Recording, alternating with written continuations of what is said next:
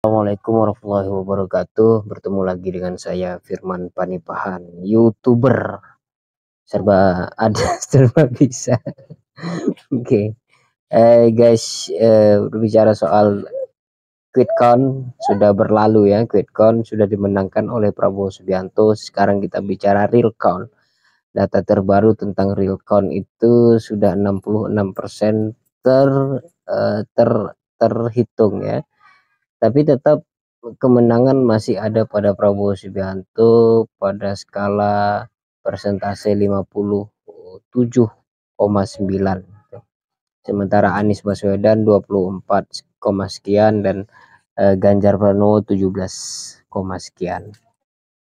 Ini real count dengan quick count itu hampir mirip, berarti margin of errornya sedikit ya, itu bisa benar gitu. Ini sudah 66%, itu artinya sudah 2/3 dari hitungan seluruh Indonesia. Jadi kemungkinan Prabowo menang itu sudah bisa dipastikan gitu.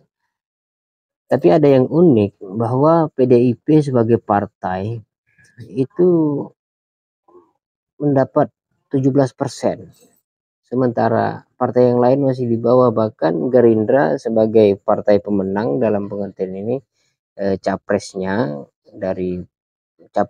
Prabowo ya kan, justru Gerindra hanya naik 1% itu dari sebelumnya 12% tahun lalu ya, tahun 2019. Ini ada yang aneh. Kenapa aneh gitu ya? Anehnya adalah secara logika bahwa memang partai pengusung capres itu selalu tinggi hitungannya, apalagi yang menang gitu. Sementara Ganjar ini kan terhitung yang kalah, tapi PDI kok masih banyak dalam pengertian ini unggul gitu ya, mengungguli dari semua partai. Saya memiliki kecurigaan dua ya. Kecurigaan pertama adalah kecurigaan yang pada umumnya orang-orang yang dirasakan oleh orang-orang hari ini, yaitu ada kecurangan. Tapi itu tidak begitu tebal kecurigaan saya. Tapi justru kecurigaan yang lebih tebal lagi adalah tentang kader-kader PDIP yang mereka adalah kader terbaik PDIP, namun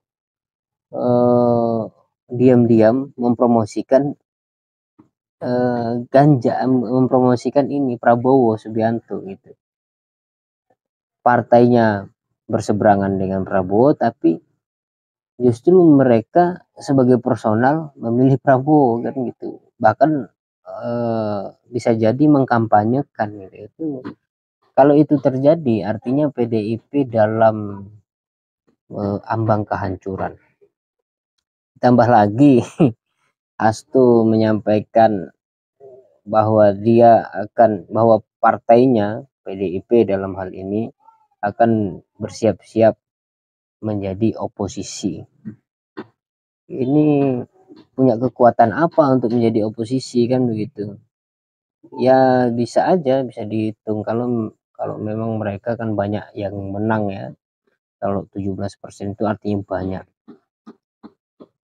Kalau PDIP menjadi oposisi, ini menarik sekali nanti, bahwa pemerintah akan betul-betul terkontrol dan memang terkendalikan gitu, yang lebih banyak mengaspirasi suara rakyat.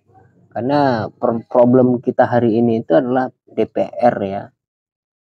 DPR banyak usulan dari mahasiswa, dari akademisi, dari aktivis-aktivis itu, aktivis pro lingkungan, hak asasi manusia dan sebagainya.